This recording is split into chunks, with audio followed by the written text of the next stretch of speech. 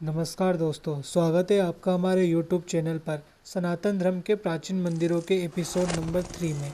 आज हम उस मंदिर के बारे में जानेंगे अगर जिसका दरवाज़ा खोल दिया जाए तो धरती का अंत हो सकता है।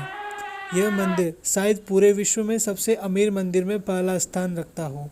जब उस मंदिर को खोला गया तो जो हुआ उसके बारे में आप सोच भी नहीं सकते। मैं बात कर रहा हूँ केरल राज्य में स्थित पद्मनाभम स्वामी मंदिर के बारे में। तो आइए जानते हैं इसके बारे में। पद्मनाभम मंदिर केरल राज्य की राजधानी तिरुवनंतपुरम में स्थित है।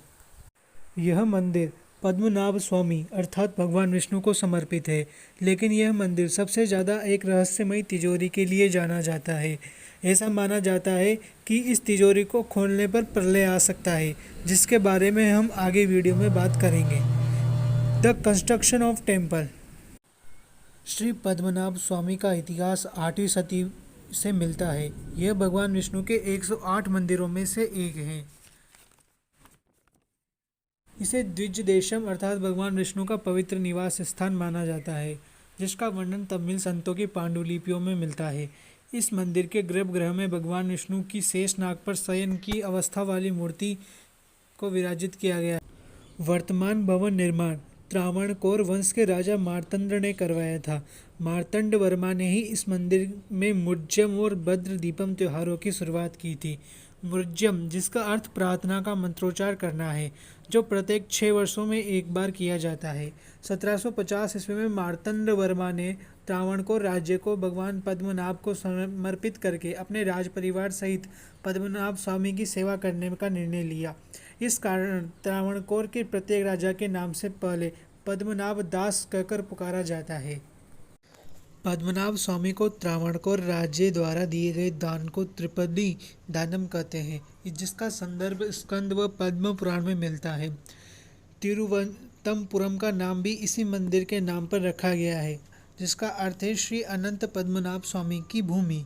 स्वामी की प्रतिमा की बात करें तो इसमें 12,008 शालिग्राम है, जिन्हें नेपाल की गंडक नदी के किनारे से लाया गया था। इस मंदिर का गर्भगृह एक चट्टान पर स्थित है। इसमें मुख्य मूर्ति 18 फीट लंबी है। अब बात अगर इसके सौंदर्य वास्तुशिल्प की करें तो इस मंदिर का वास्तुशिल्प पत्थर व कांसे पर की गई नक्काशी के लिए प्रसिद्ध है। मंदिर के अंदर वाले भाग पर सुंदर व भित्ति चित्र उकेरे गए हैं। इसमें गज लक्ष्मी, गणपति, नरसिंह की मूर्तियां देखने को मिलती है। इस मंदिर का ध्वज स्तंभ 80 फीट लंबा है, जिसे स्वर्ण लेपित तांबे की परत चढ़ाई गई है। इसके कुछ महत्वपूर्ण भाग है। बालीपीड़ा मंडपम वो मुख्य मंडपम के रूप में जाना जाता है। इसकी एक छत पर नवग्रहों को भी उकेरा गया है। गलियारा पूर्वी हिस्से से लेकर गर्भगृह तक एक लंबा गलियारा है, जिसमें 365 व 1/3 कलाशिल्प वाले ग्रेनाइट पत्थर के खंभे हैं, जिन पर सुंदर नक्काशी की गई है। अब बात करते हैं इन मंदिर के उन 7 दरवाज़ों की, जिनमें अपार धन छुपा हुआ था, पर उनमें से 6 दरवाज़ों को तो खोल लिया गया, परंतु एक दरवाजे को नहीं खोला गया। इन 6 तहखानों में जितना धन मिला, लोग कहते हैं कि उससे ज़्यादा धन इस तहखाने में छुपा हो सकता है। तो अब जानते हैं उन 6 दरवाज़ों को खोलने के पीछे की कहानी को। बात है सन 2011 की, जब एक सेवानिवृत्त आईपीएस अधिकारी सुंदर राजन ने मंदिर के खजाने की जांच के लिए सुप्रीम कोर्ट में याचिका दायर की। इस पर सुप्रीम कोर्ट ने 7 सदस्यों की एक टीम तैयार की। जब यह कमेटी मंदिर के गर्भगृह के नीचे पहुंची तो वहां पर इन्हें 7 दरवाजे देखने को मिले। इन 7 दरवाज़ों को उस कमेटी द्वारा ABCD नाम दिए गए। जब इन दरवाज़ों को एक एक करके खोला गया तो उनसे अनेक मात्रा में उनको धन संपदा सामने को मिली पड़ी। जब एक एक करके दरवाज़ों को खोलने के प्रयास किए गए तो उनको अनेक कठिनाइयों का सामना करना पड़ा। इन्होंने दरवाजे बी को छोड़कर से सभी दरवाजे को पीछे दबे हुए बेशकीमती खजाने को खोज लिया, पर बी दरवाजे को खोलने में उनके पसीने छूट गए। माना जाता है कि यह दरवाज़ा पद्मनाभ स्वामी से काफ़ी अधिक जुड़ा हुआ है।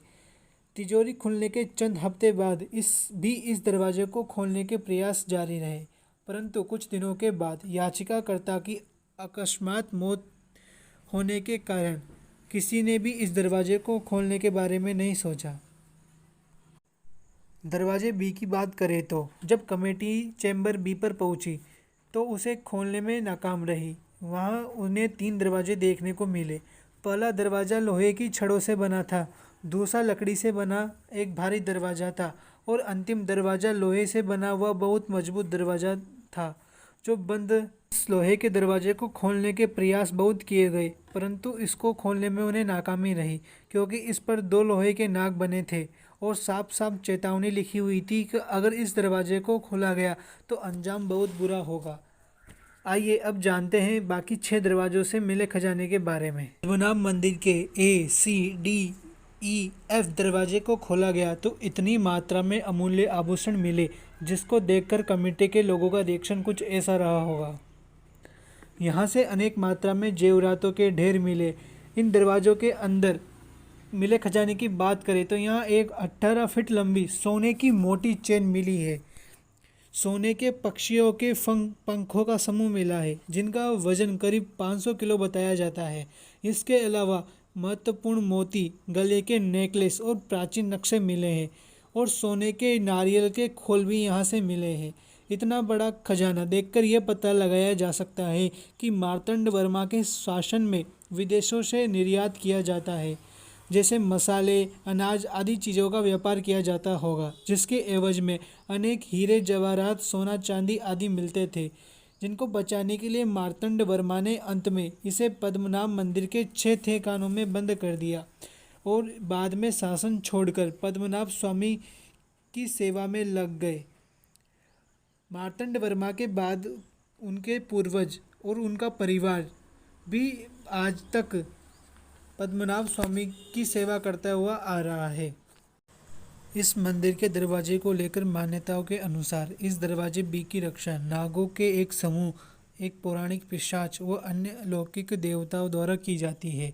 ऐसा कहा जाता है जो इस दरवाजे को खोलने का प्रयास करेगा वो अपनी समस्याओं को आमंत्रित करेगा। सदियों पहले जब इस दरवाजे बी को खोलने के प्रयास किए गए थे तब मंदिर प्रबंधन को लहरों की आवाज़ सुनाई दी।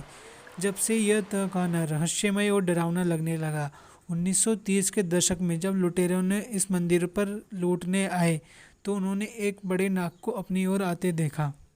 ऐसा माना जाता है कि प्राचीन संतों ने इसे शक्तिशाली नागपाश के मंत्रों का जाप करके कक्ष के प्रवेश द्वार को सील किया था। इस कारण इसकी बाहरी संरचना पर यह सर्प लगे हुए हैं। इस दरवाजे में को केवल गरुड़ मंत्र से कोई सिद्ध पुजारी ही खोल सकता है। सन 2011 में मंदिर से मिले 6 दरवाज़ों से खजाने में अनमोल रत्न, सोने के बर्तन, हीरे जवाहरात, मूर्तियाँ, सिक्के आदि मिले हैं जिनकी वर्तमान कीमत 50 लाख करोड़ है। इनको गिनने में अनेक लोगों की टीम लगी हुई है।